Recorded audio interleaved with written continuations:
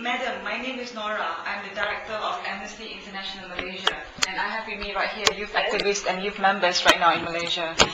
We have been trying to get you, and right now Amnesty International Australia is also listening in.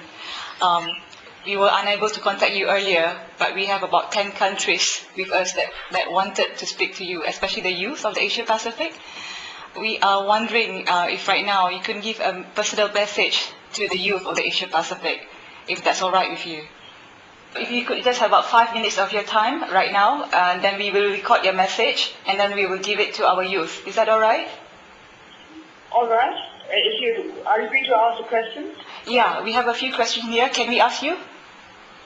Okay. This is one from Amnesty International youth activist. His name is Faisal Isis. He's asking you, could you kindly advise us on how youth can continue working on Burma, and who should our action be targeted to?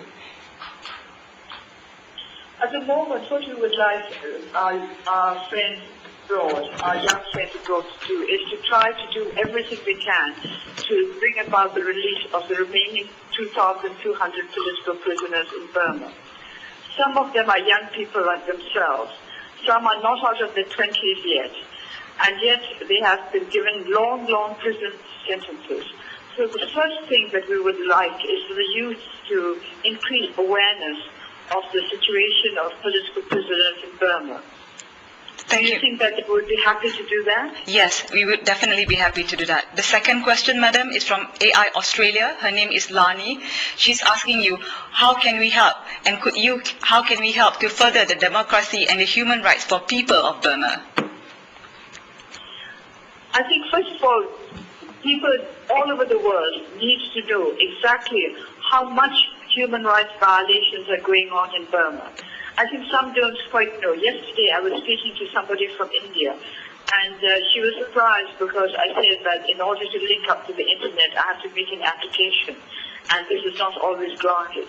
So we have very little freedom of information and freedom of communication compared to other countries in this region. So if our youth in other countries could use their opportunities to increase awareness of the situation in Burma for us, because they have more access to IP technology and they have more access to freedom of information than we have, that would help us a great deal. In other words, if they would do the work that we are prevented from doing ourselves. All right, madam. The last question will be from AI New Zealand. Her name is Lena. Her question to you is, what inspired you to continue with your cause for all these years, despite all the obstacles in the way? Well, I suppose this is really the lot of our people. When I look at what people are having to go through in this country, then I think that it's everybody's duty to do everything they can to change the situation. And I must also add that I have very, very good colleagues. They've really been through so much, and yet they don't stop trying. So with colleagues like that, how can I even think of stopping trying? Yeah. Madam, you have one final question. Is that all right? One more? Yes, yes. This is from Amnesty International Philippines. His name is Jonathan Cullen. His question is, how did the situation in Burma since your release from the house arrest? Well, at the moment, of course, I've only been free for about 10 days. What I've seen certainly is that there are a great many more youth involved in our democratic process than there used to be. There is a lot of enthusiasm on the part of young people, which I did not see 7 years ago. So that's very, very encouraging for us, and I would very much like the young people of Burma to be able to communicate with young people abroad, so they can find new ways of helping to bring our struggle to a victorious end. And this is a question from me and my colleague Jenny Leong in Australia.